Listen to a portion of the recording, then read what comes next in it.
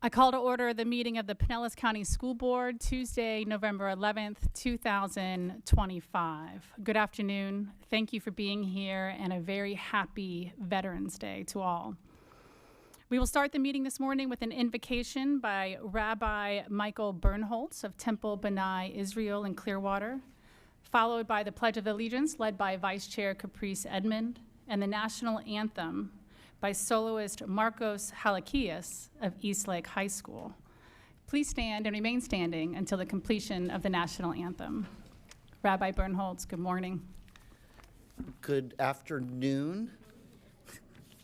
It's always the adventure as things move around, and I'm the one who often says that we get to where we're supposed to be when we're supposed to be there. And what an honor and privilege it is to come to the school board meeting for Pinellas County Schools. We recently arrived from the east coast of Florida about 15 months ago, and so this is my first opportunity to stand before this part of our community and how incredible it is.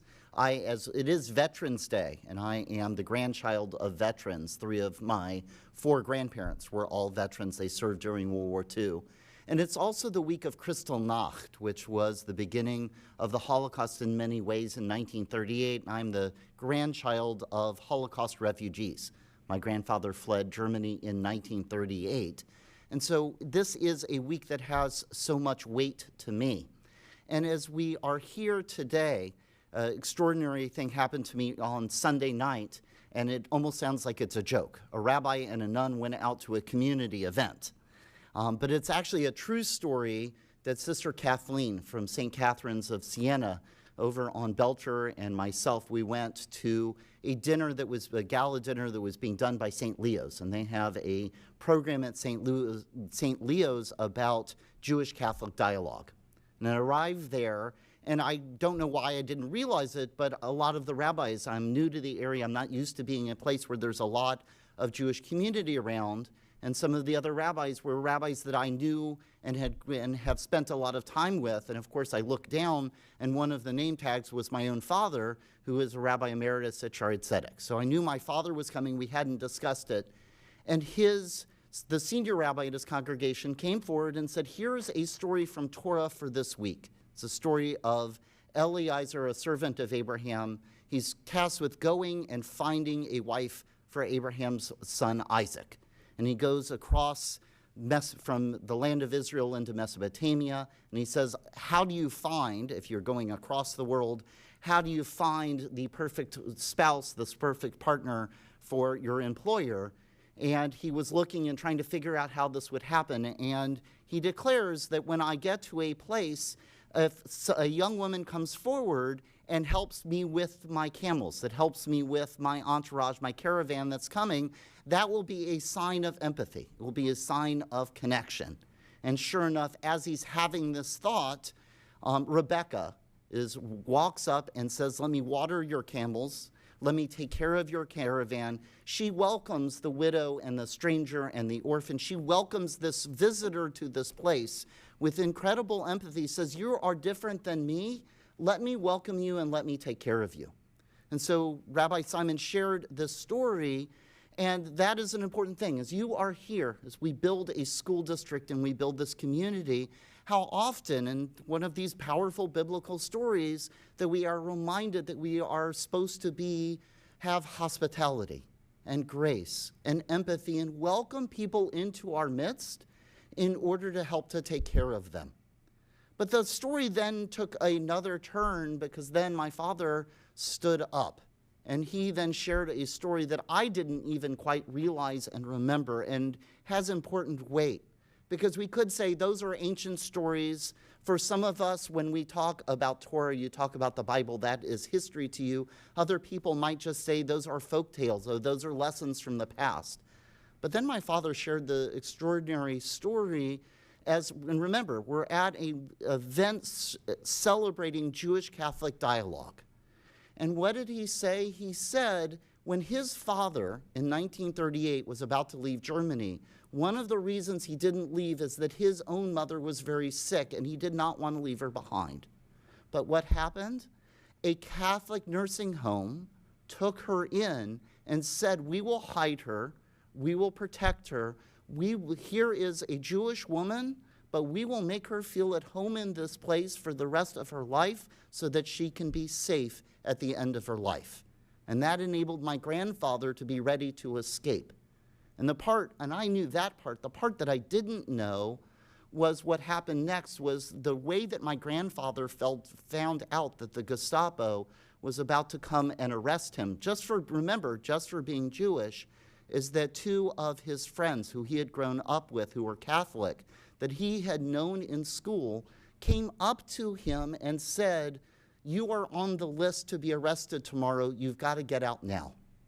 These were not just two friends from childhood, these were soldiers in the German army breaking their rules, breaking their law, but why? To take care of a friend, showing that hospitality and grace and empathy and kindness. They were making that space to say, we see you as another human being, even with all of the differences, even with all of the strife going on. They wanted to find that way of taking care of someone who was different than them to make sure that my grandfather could be as safe as he could in the world. What an incredible challenge. As you are here talking about the education of our children, it's not just that we do that for everybody in this meeting, but how do we build a community that then teaches that kind of empathy and that kind of caring and that kind of hospitality to the next generation, so that even when there is strife, and even when there is conflict, and even when there is disagreement in our world, those values of kindness and caring and listening are the ones that prevail. As we are gathering to be a school district, to be a school board for our community, let there be love and understanding among us. Let peace and friendship be our shelter from life's storms. Hinei ma tov u'ma na'im shevet achim gam yachad. As we sit here together for this meeting, may all of us find ways of bringing goodness and kindness into our world. Amen.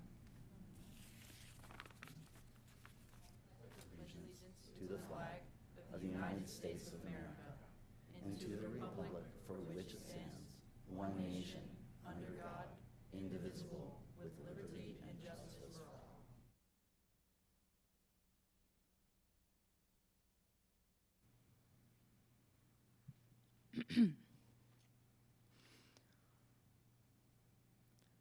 Oh, say, can you see by the dawn's early light what so proudly we hailed at the twilight's last gleaming, whose broad stripes and bright stars through the perilous fight for the rampart we watched were so gallantly streaming, and the rocket's red glare, the bombs bursting in air, gave proof through the night that our flag was still there. Oh, say, does that star-spangled banner yet wave o'er the land of the free and the home of the brave?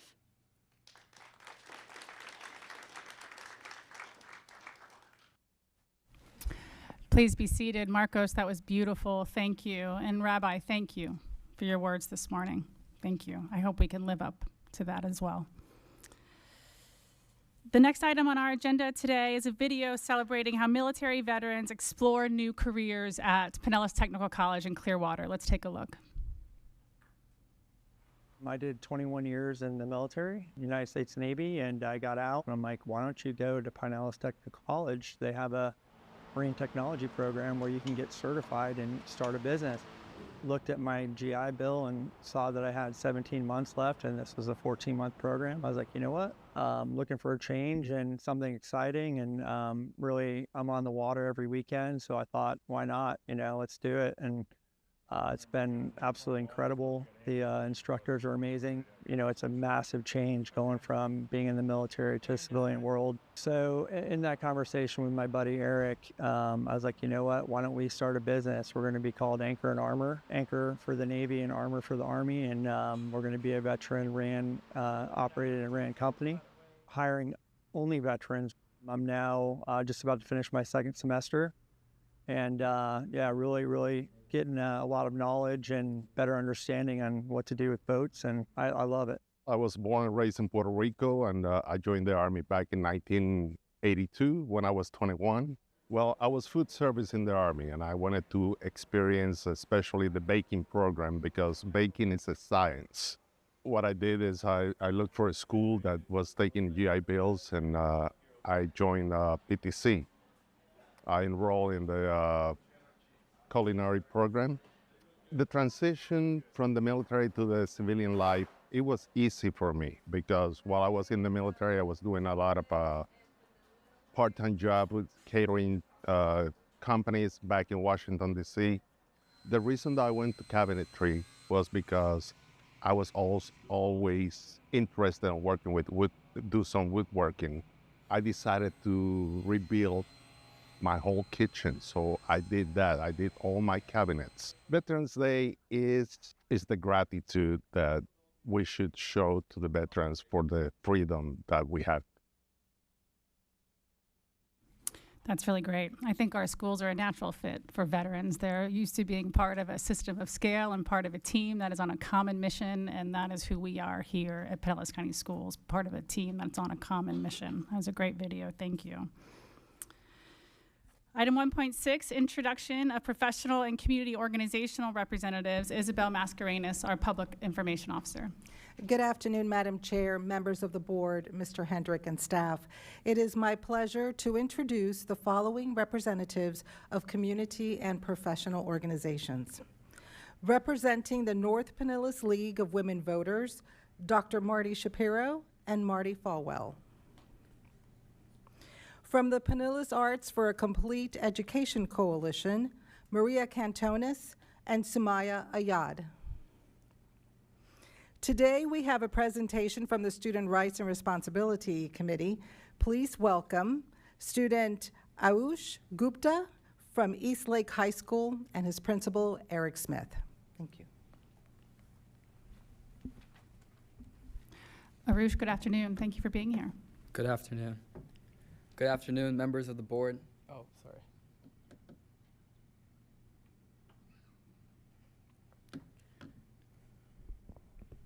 Good afternoon, members of the board. I'm Ayush Gupta. I'm a senior at Eastlake High School. I'm student body president, and my goals are attending Columbia University and majoring in computer engineering. Today, we're excited to share a snapshot of what makes Eastlake a standout school, how academics and the arts to athletics, community, and career readiness. We're proud to say that Eastlake continues to raise the bar academically. There are so many educational accolades, we can't list them all. A vast majority of our students graduate with high marks, earning college credit, while in high school serving families financially. We compete locally within the state and nationally in a variety of academic endeavors. These past accomplishments have set the tone for our school. Our school continues to carry a tradition of academic excellence. We are currently outperforming in all major content areas. Our school grade cells also showed strong growth. English language arts up by 6 points, math up 3, science up 3, and social studies up 4. Not only are we high performers academically, but we take pride in the community that makes Eastlake great. Our students serve our community, logging over 20,000 hours of service.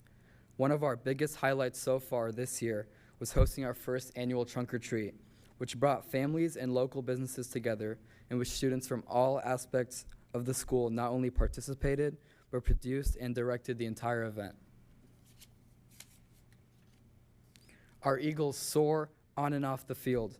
Our athletic program has dominated in all aspects, earning multiple district championships this year, including volleyball, football, golf, and swimming.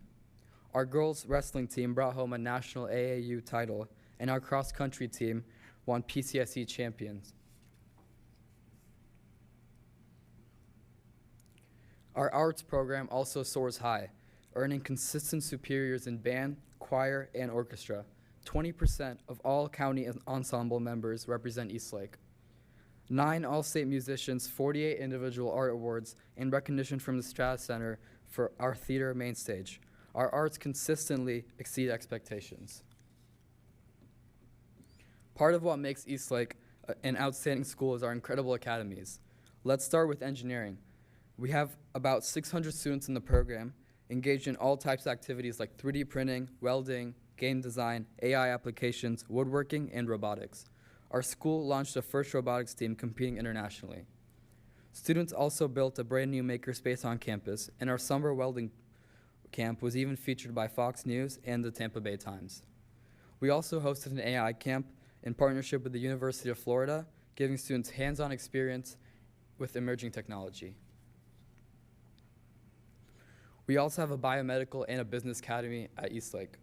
We've earned over 1,400 industry certifications, the most in the district, sent 4 students to nationals for FBLA, and launched a new hosted chapter for our biomedical students.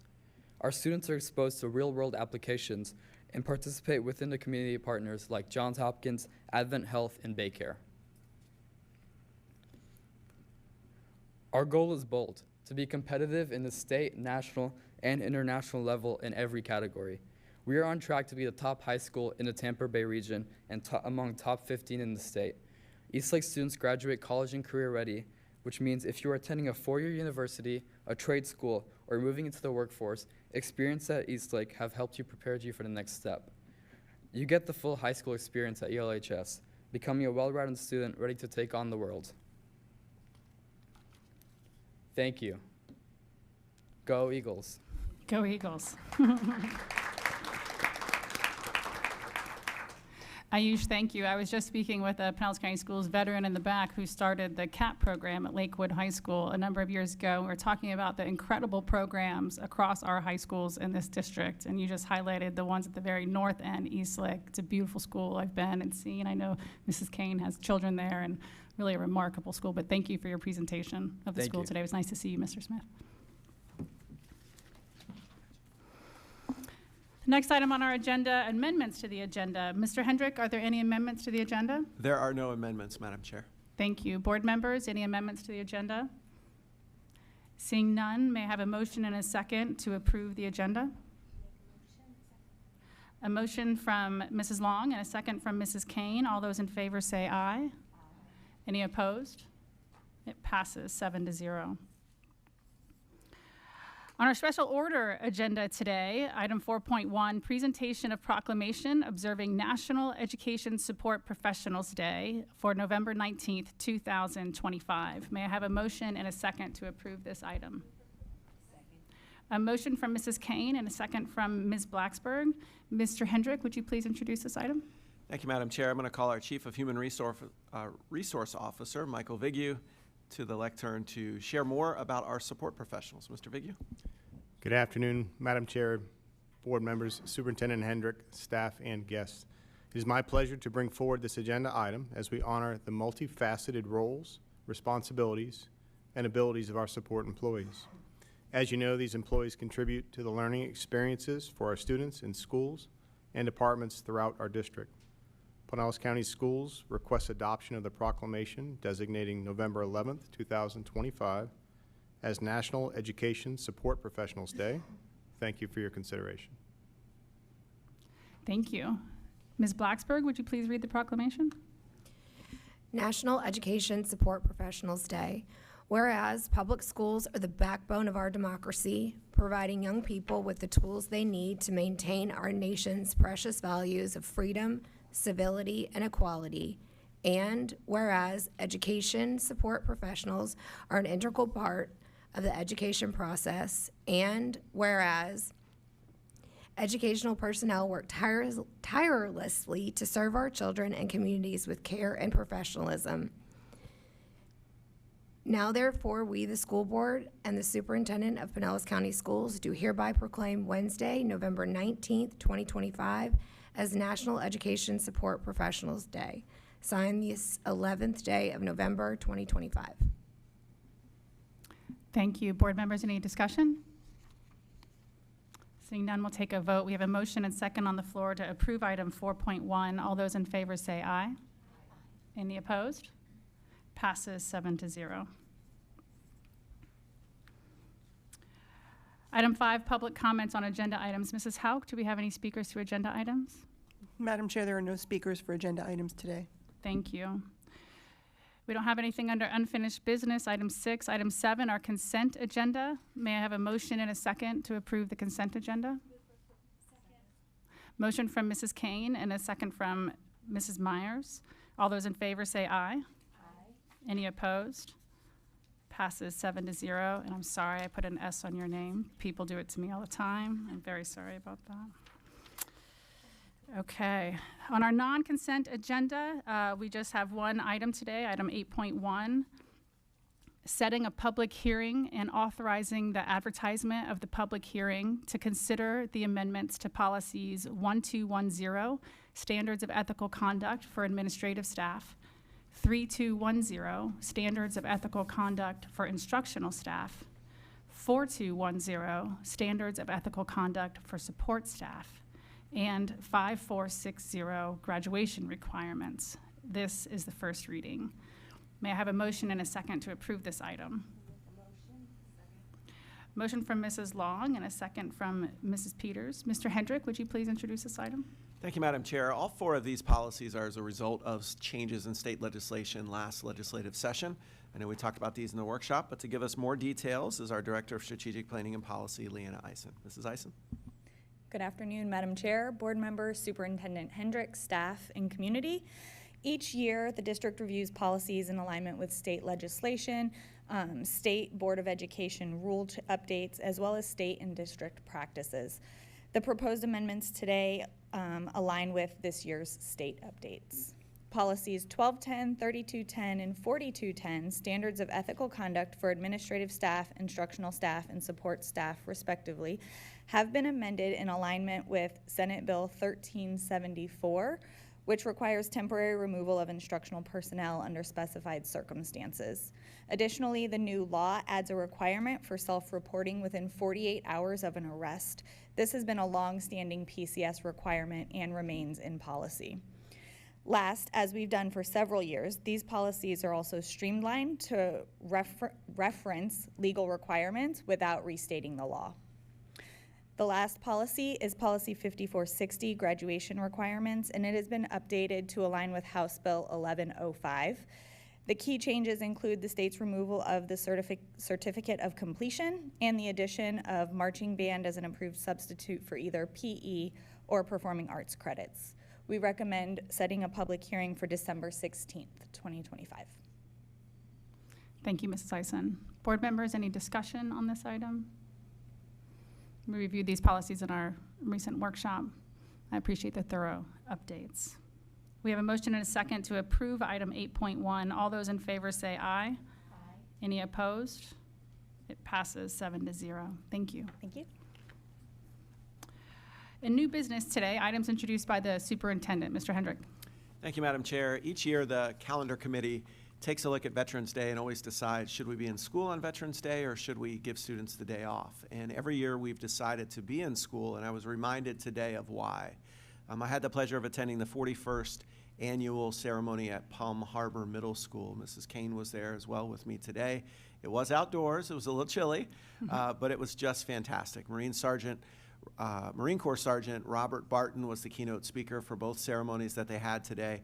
I want to thank Principal Peggy Dupay and her students and the community for just an outstanding job honoring our veterans and helping our students understand the story of Veterans Day.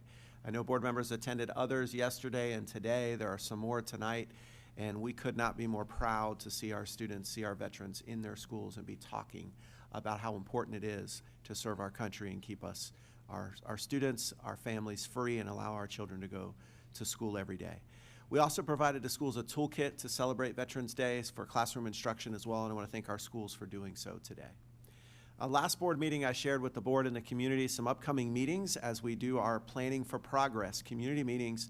As I shared prior at a workshop and at the board meetings, the number of school-age children in Pinellas County has declined over the last 2 decades, and the district will host meetings focused on planning for the future of our schools. It is important that we hear voices from all of those in our community on the future of public education in Pinellas County. The district wants your ideas on key topics, including population trends, school building capacity, new school programs, and the possibilities for new grade configurations, closures, or consolidations. All the meetings are open to the public, and the first one is tomorrow night at Boca Ciega High School, 5:30 p.m. to 7 p.m. The next one is Monday, November 17th at Largo High School, and there are 3 in December. You can find more information on our website about the topic. I want to thank our food and nutrition and our student services departments for helping to put together a list of resources for families struggling with food insecurity during this government shutdown time. We reminded families of the resources available in our schools. You can find those at pcsb.org/food. That includes, of course, breakfast in every one of our schools, free of charge for students, all of our lunch programs, and then a number of our schools that have pack-a-snack programs where students can take home meals on the weekend, funded in part by a number of community partners, including the Dillinger Foundation, and over 30 of our schools that have food pantries. You can find all of that information out, again, pcsb.org/food. A reminder to families and the public that our stakeholder survey is currently underway. All of our families and staff and students have received links to fill out that survey. It's open until December 19th. This feedback is anonymous and confidential and helps the district understand what's working, opportunities where we can grow, and how to better serve our students and employees. The All-County Music Fest has begun. Last week we had our first All-County Chorus concert of the year, our middle school and high school choruses at Ruth Eckerd Hall. It was an outstanding performance. Our next event in the All-County Music Fest is the orchestra, which takes place on January 10th at the Mahaffey Theater. A few weeks ago, we celebrated our Teachers of the Year. I want to thank our board members for attending the luncheon. In partnership with the Pinellas Education Foundation, we honored all 130 plus Teachers of the Year at the Clearwater Marine Aquarium in a special lunch. It was outstanding. Our Teacher of the Year, Mr. Dennis Zerker, spoke, as did Pinellas County Education Foundation CEO Kim Joel and Raymond James Representative Andrea Masterson. I want to thank the foundation and Raymond James for sponsoring the event. Our teachers certainly felt honored to be there, and we look forward to soon announcing our top 10 Teachers of the Year. A few upcoming events to keep in mind. Tomorrow is the Great American Teach-In. We expect over 100 different individuals, actually hundreds and hundreds of individuals at our schools across the community tomorrow, and we thank them for coming and sharing more about their careers at our schools. I know some board members will be out doing that tomorrow as well. I look forward to hearing your stories and classroom performances tomorrow from our students. Coming up in December, right after the Thanksgiving break, we have our annual ESE Fair for students with disabilities, where families can receive access to various community resources, as well as helping our students prepare for after high school with careers and college as well. That is going to be on December 4th. More information is on our website. And on December 6th, we have our annual PCS or Experience PCS event. It takes place from 10 a.m. to 2 p.m. on Saturday, December 6th at Clearwater High School. The event features activities and opportunities to showcase the student experience in Pinellas County Schools. Families will enjoy musical performances, games, STEM activities, and our students will compete in art, academic, culinary, and athletic competitions. See our website for more information. And today's superintendent standout is Autumn Weiss, a plant operator at Bardmore Elementary. She's been a Pinellas County Schools employee for 4 years, and she was recently recognized by a classroom teacher who said, "I'd like to recognize Mrs. Weiss for her outstanding commitment to children, families, and the community. Her consistent efforts to maintain a safe and clean environment directly support student learning and well-being. A recent example was her proactive support in preparing our classroom for a student event, showing genuine care and teamwork. Her reliability and pride truly reflect our values." Thank you, Ms. Weiss, and all of our employees for the work they do each and every day. Thank you, Mr. Hendrick. Item 9.2, items introduced by the school board attorney. Mr. Kapersky. Thank you. I have no report today. Thank you. Items introduced by the board. Ms. Blacksburg. Thank you. Last board meeting, Ms. Hine, you gave a lengthy explanation regarding Schools of Hope and the new legislation. I spoke with Senator Roussan, who is a member of our delegation, this morning, thanking him for filing Senate Bill 424 that would delete the line that allows charter schools to co-locate with our public schools. It's early stages yet, but we'll be following along. And again, if people would like to call and support in that would be very helpful. But again, we are very proud of our delegation, and we thank him for his advocacy. Thank you, Ms. Edmond. Thank you. Happy Veterans Day, and I look forward to continuing to visit schools and just celebrate in our community. Lots of events are planned and underway. It really is exciting to see students, staff, and community celebrating Veterans Day. Also, on the 12th, PTC St. Pete is having the Career Pathways Showcase, and that is from 5:30 to 7. And on November 13th, there is a DMAC meeting at 6 p.m. That information is available on the PCSB website via Zoom. Thank you. Thank you, Ms. Edmond. Any others? I thought I would share, as I attended the Veterans Day celebrations at 2 different elementary schools where the students very proudly sang the national anthem and a lot of our national songs, I was reminded of something that Thomas Jefferson wrote in 1818 in the Rockfish Gap Report, where he shared the 6 objects of primary education, and I want to share that with you. The first few are to give every citizen the information he needs for the transaction of his own business, to enable him to calculate for himself and express and preserve his ideas, contracts, and accounts in writing. So math, writing.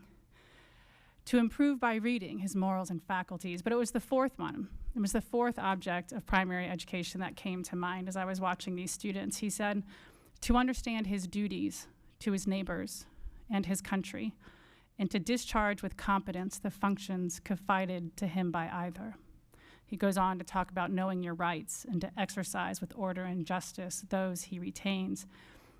I'm proud of the learning and celebrations that occurs across our schools on Veterans Day, and I believe that our public schools engender a proclivity to serve, which is much needed. It's much needed for our next generation to continue the work of forming a more perfect union. So again, happy Veterans Day. Thank you to everyone who has served and all those who celebrate those who have served.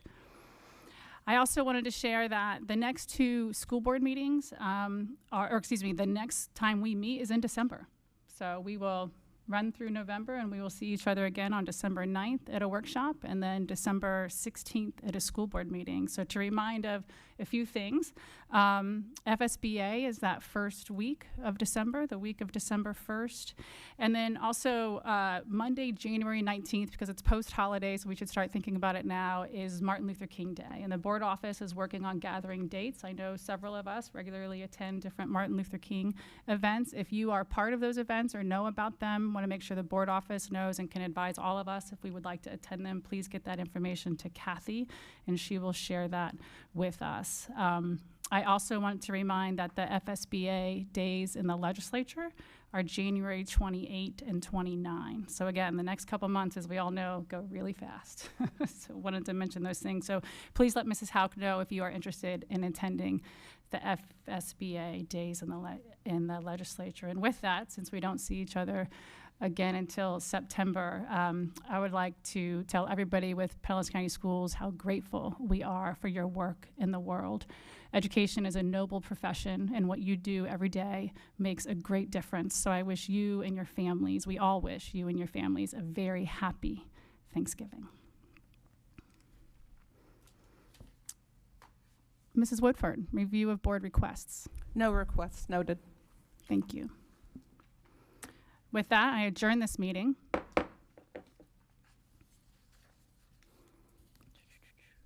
We will now move on to public comment. Mrs. Houck, do we have any public speakers? Yes, Madam Chair, we have 5 speakers this afternoon. Thank you.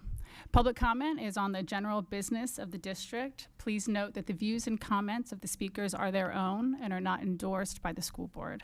We cannot ensure the accuracy of statements made, but will review concerns that are raised and take appropriate action, which may include the referral of speakers to the proper staff member for assistance.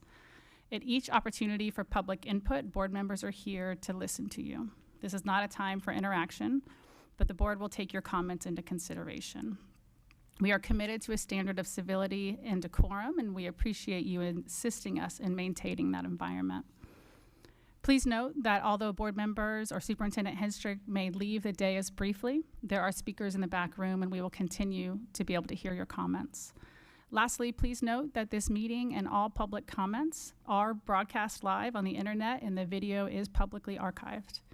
Members of the public may always communicate with the board through our email address, board@pcsb.org, or by calling the board office at 727-588-6300. Thank you. Mrs. Hauk, would you please call the speakers? The first two speakers are Elisa Acott and Marissa. Thank you.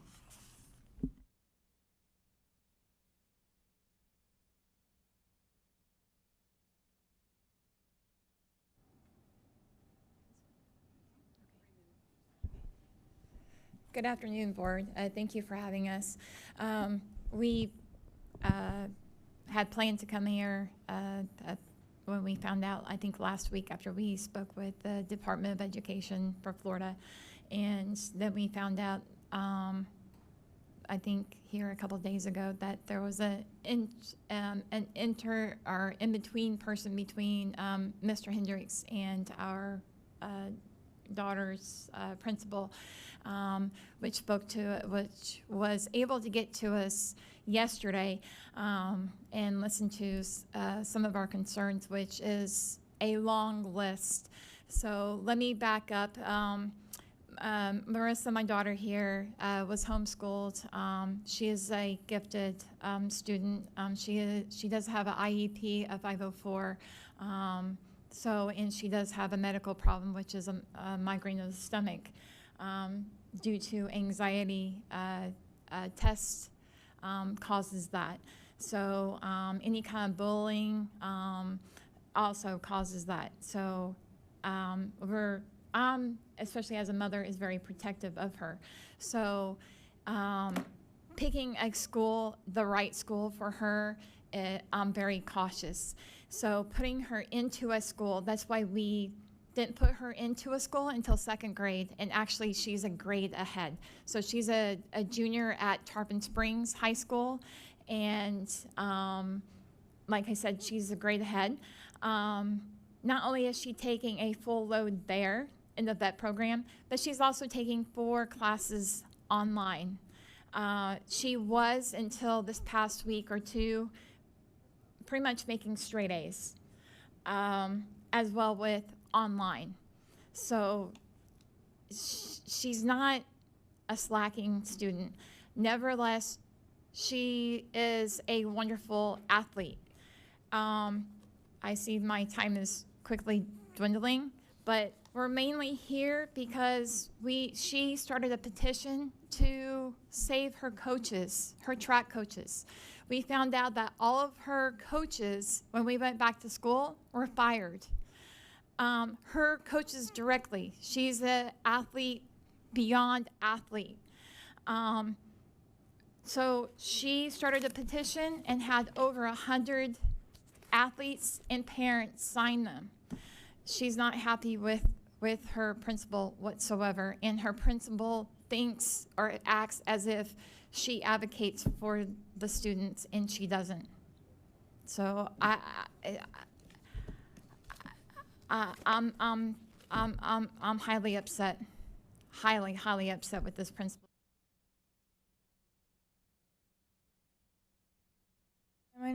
Hi, my name is Marissa. I am a junior at Tarpon Springs High School, currently enrolled in the vet program. I am known as Athlete of the Century there by some of the administrators. I am highly concerned about our track team because the person that they are interested in has a little bit of a, not behavior problem, but attitude-wise, today in class I taught to her and she had a little bit of a sarcastic tone, and I came to her later and she still had it because of something that happened earlier in the day.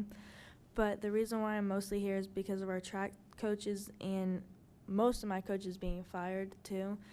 It seemed targeted at first, but now I realize that it wasn't, and that they're trying to make it a better program for our school, kind of be like Eastlake. But seeing that I was unenrolled for 2 days and marked unexcused absence kind of rustled my feathers a little bit too. But the reason why that happened was because I was looking at a different school for vet, because the one at the vet program at my school does not encourage or have enough support behind to restart the agriculture with the livestock and the large animal. The weight room at our school used to be where we used to wash and bathe the horses or the large animals, and now the large animal or agriculture section has been overtaken by nature, and we're not able to reopen it or restart it fully. And I know me and a few other students are interested in large animal and livestock, and yes, volunteering at a farm might help, or a vet that does farm calls, but that's not enough to get enough hands-on. We have to be with that vet almost every day, and most of us can't. I have practices from 5 to 7. I would have to be there from 2 to 4:30 and then rush home. The place that I'm interested in volunteering at is 45 minutes just from our school, which is a little bit of a drive, but my principal was able to give me that information because she's seen I was interested at Hudson High School, which has a vet program that has the stuff I need. And sorry, seeing the time kind of stresses me out. But seeing that they requested for my records, they unenrolled me for 2 days straight when I was at the school for the first day, because I was trying to figure out what to do for my coaches. I think I was somewhere with a meeting with this, and that whole week kind of escalated. Thank you for your time.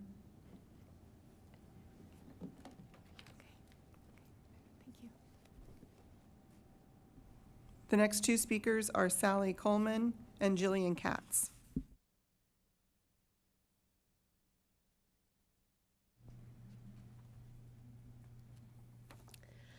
Good afternoon. My name is Sally Coleman, and I'm grateful for your time. There's nothing more powerful than real-time talks from those who are and have been in the trenches of change. In this case, they are 5 warriors in New York City who have been steeped in the co-location process of their public schools in Brooklyn. The Zoom is available for viewing. It was recorded last night. Erica Kendall, the education president for District 19, described the charter school redo of their anticipated area.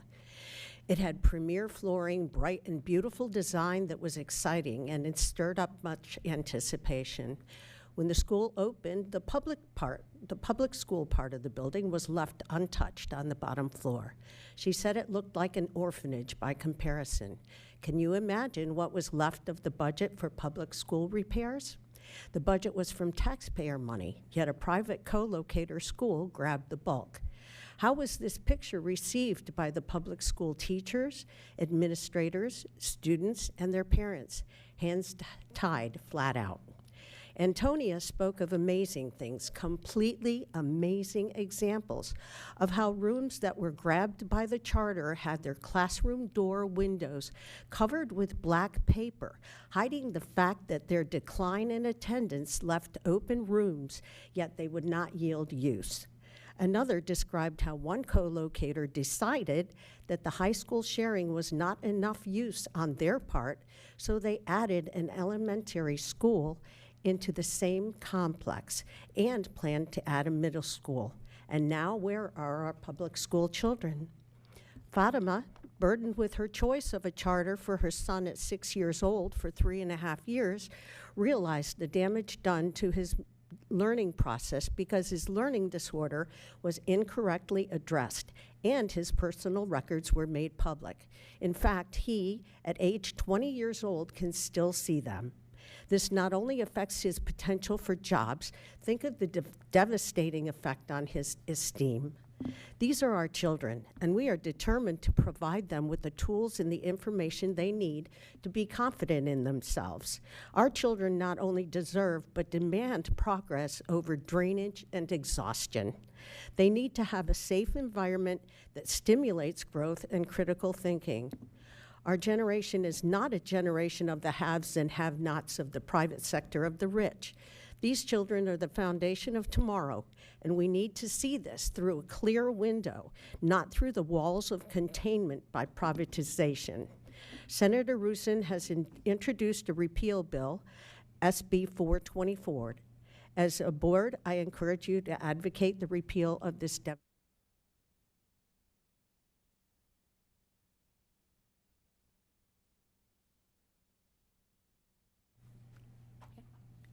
Hi, good afternoon. My name is Jillian Cates. I'm a middle school teacher in Pinellas County Schools. This is my daughter, Raya Thankful Tobing, and we're here on behalf of ourselves and all the other mothers, parents that have not received any maternity, paternity, or I'll call it parental leave while working at Pinellas County Schools. For over 10 years, I've worked for Pinellas County Schools, a school district where we pride ourselves in caring for our children and our families.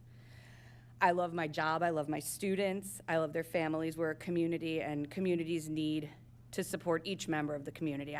I've seen many of you out and about in our schools supporting and celebrating. Mr. Hendricks, your son, went to my school. I've seen you at our concerts and my theater productions. However, after my daughter was born, I quickly learned that I would receive no income during my maternity leave. In fact, every month I would send Pinellas County Schools a check to cover my insurance premium, even though I was not getting paid. This placed an undue stress financially on myself and my family during a time that I should have only been focused on bonding with my new baby. Thankfully, there were no major accidents, catastrophic events that happened in my life after the birth of my baby, because if there had been, I don't know how I would have managed with no income. I'm not really sure how I managed. Anyway, I'm here because I want to know what the solution is. I've spoken to so many people in our community, and most of them are parents and my students, who asked me how long my maternity leave was, and I said, I'm given 12 weeks of unpaid FMLA leave, and they were appalled because I spend countless hours with their children every year. Many of these unpaid hours, because a theater teacher's job is never quite finished, but I digress. But I decided I should talk to the people who make that decision to not pay us maternity leave, so that's what brings me here today. I believe that there are solutions. I would love to hear from any of you at my email, which is katesji@pcsb.org, or if there's anybody listening that has ideas for solutions, because I believe this to be unacceptable. If we care about our families in the way that I know that we do, then we have to care about all of our families, including the families of our employees. You can't pour from an empty cup. How can I care for these children, my students, when I have not been supported in caring for my own? Thank you for your time. The next speaker is Curtis Camponi.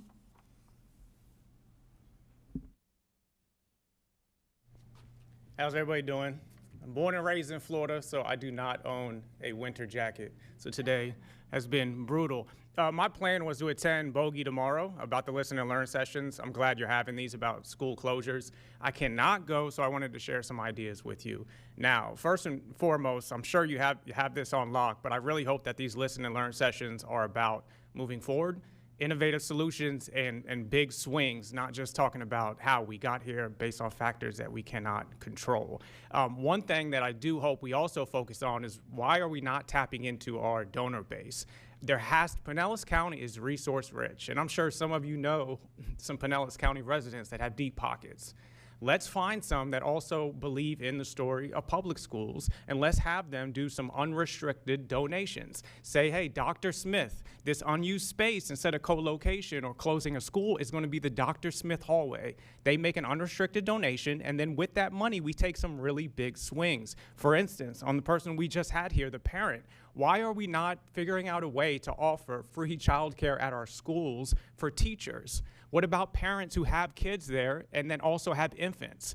can we use this money to lean into our community and help them in the ways they're telling you? We talk about housing costs, we talk about, inflation, but why aren't we doing anything that we can control to impact that? Let's make that happen. Anytime stuff like this happens, I think about Netflix and I think about Blockbuster. Why is that? Because Netflix started out as just delivering DVDs, and then they were innovative and they were adaptable, and now they're the largest streaming site available. Their competitor, Blockbuster, said, let's keep doing what we're currently doing. Things aren't going well because, external factors we can't control. And then a store closed. And they said, that's okay. Blockbuster just closed one store. That's all right. Then more closed and more closed. And before they realized it, Blockbuster is gone and Netflix is thriving. This is an opportunity for us with these potential closures to think big, make big swings. Your residents want you to think and be innovative and go beyond the ideas that we've had in the past. Let's look forward to solutions. Let's support the parents like the one we just heard from. And let's make some big jumps for our community. I appreciate y'all.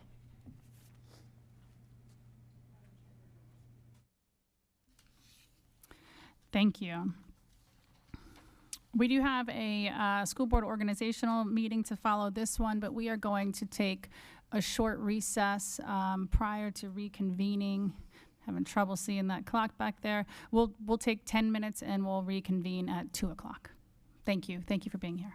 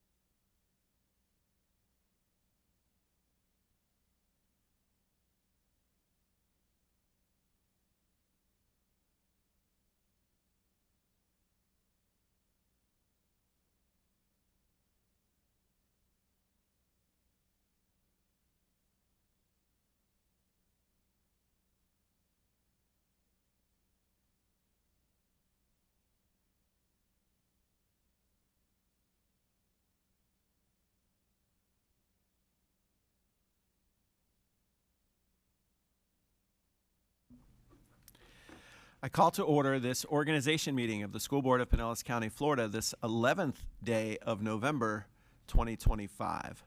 This meeting is called pursuant to Section 1001.371 Florida statutes for the purpose of organizing the school board by election of a chairperson and vice chairperson.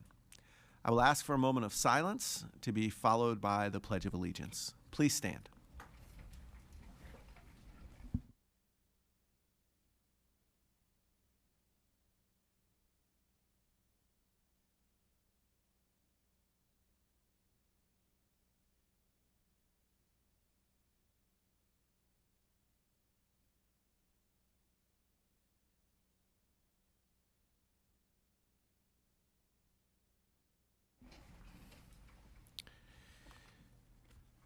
I will now open the floor for nominations for chair.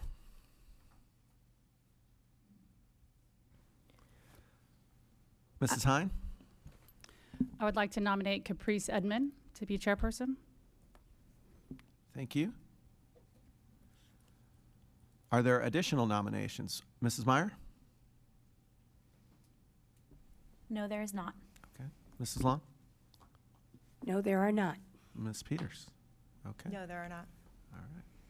Sorry, I'm not an expert in this Q thing. I'm going to reset that.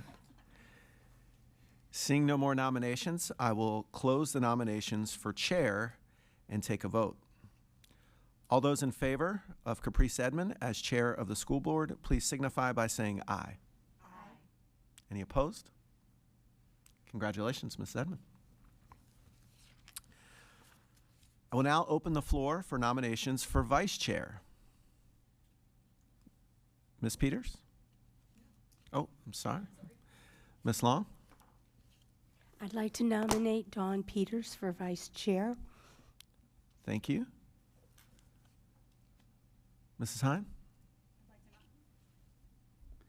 I'd like to nominate Katie Blacksburg for vice chair. Thank you. Are there additional nominations? Okay, I will close the nominations for vice chair, and we will vote in order of nominating. All those in favor of Dawn Peters for vice chair, please signify by saying aye. Aye. I'm going to ask for a yes, thank you. 1, 2, 3, 4. Having 4, that's the majority, and Ms. Peters will be the vice chair. Congratulations. Congratulations to Ms. Edmond, our new chair, and Ms. Peters, our new vice chair. That concludes the organizational portion of the meeting. I will now turn the gavel over to the new chairperson, Ms. Edmond, for our next order of business.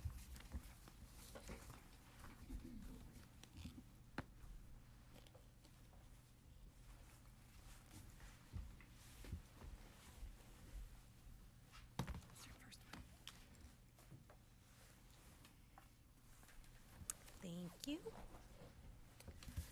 Consent item 3.1, request approval of the schedule of regular school board meetings occurring from December 2025 through November 2026, organization meeting. May I have a motion? We have a motion from Mrs. Long and a second from Mrs. Peters. Mrs. Hauk, are there any members of the public who wish to speak to this item? Madam Chair, there are no speakers for this item. Is there any board discussion? I have a motion and a second to approve item 3.1, requesting approval of the schedule of regular school board meetings occurring from December 2025 through November 2026, organization meeting. All in favor? Aye. Any opposed? Motion passes 7-0.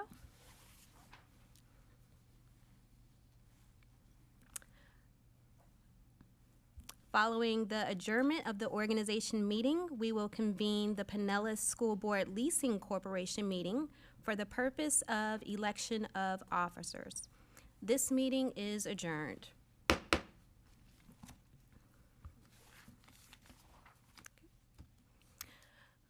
Gaveling in. I call this meeting of the School Board Leasing Corporation to order And I turn the meeting over to Mr. David Kapersky, School Board Attorney, for the description of this meeting and the vote that needs to be taken. Thank you, Madam Chair, board members, and by that I mean Board of Directors members, and Mr. Hendrick and other staff members and the public. You are now sitting in the Pinellas County School Board Leasing Corporation Board of Directors meeting. The 7 of you board members are on the Board of Directors, and Mr. Hendrick is the ex officio secretary of the corporation. This corporation is not a governmental entity, but rather is a Florida nonprofit corporation that has been duly incorporated with the Secretary of State. The purpose of the corporation is so that the school board may participate legally in the COPS, or Certificates of Participation Bonding Program, under which you have participated the last several years. By law, the school board needs to have a relationship with a private nonprofit organization that itself can borrow the funds, and then this corporation, the leasing corporation, has an agreement with the school board, a leasing agreement and other agreements for that matter, by which you can operate those COPS programs and engage in that borrowing program. So if you have any questions about the COPS program itself, feel free to ask me or your Chief Finance Officer, Mr. Jefferson. But with that background, like any other Florida private corporation, you need to have an annual meeting, and the item usually on the agenda for that meeting is election of corporate officers. And so that is what we're here to do today.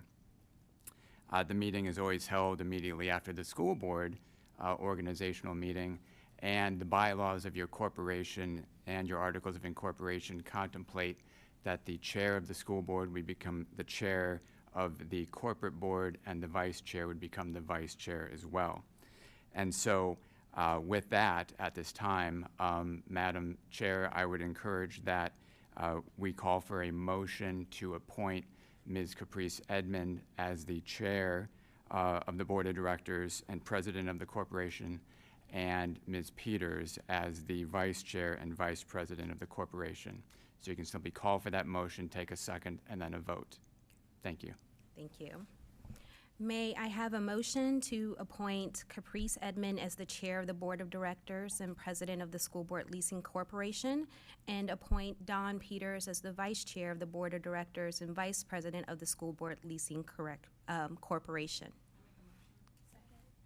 I have a motion by Mrs. Hind and a second by Mrs. Meyer.